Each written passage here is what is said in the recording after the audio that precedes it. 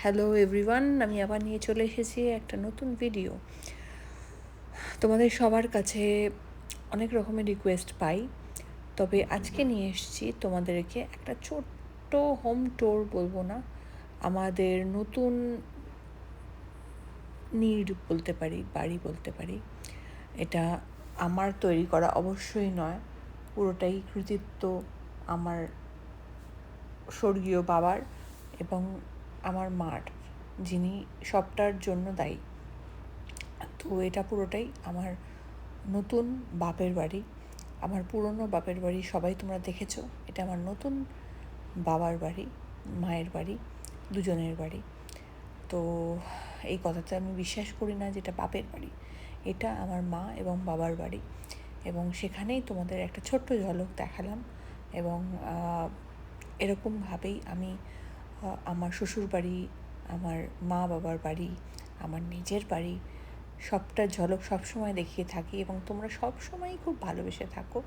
এভাবেই তোমাদেরকেও আমি ইন্সপায়ার করে থাকি যে নিজের বাড়ি হওয়াটা খুব ইম্পর্ট্যান্ট লাইফে। আর যাই করো না, লাইট লাগানো হলো।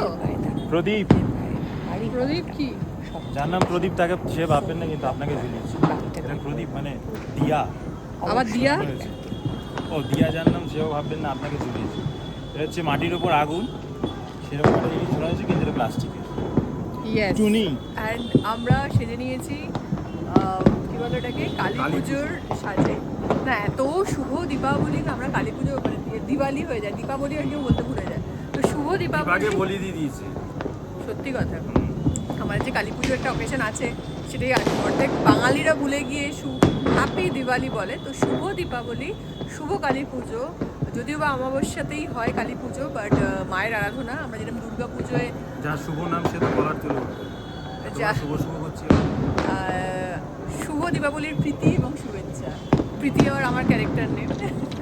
যাই হোক, তো আমরা সাজিয়েছি, তোমাদেরকে সাজানোর এক টুকরো কীভাবে সাজালাম, কি করলাম না করলাম সবটাই দেখালাম।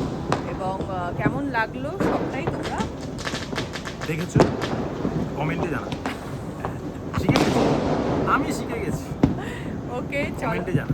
টাটা। তোমাদের সাজ কেমন সাজিয়েছো, মানে ওনাদেরটা কেমন সেটাও জানতে হবে, তোমাকে দেখতে হবে। কমেন্টে জানাবে। না, কমেন্টে না, কমেন্টে দেখাবে, ছবি তুলে দেখাবে। চলো টাটা, ভালো থেকো।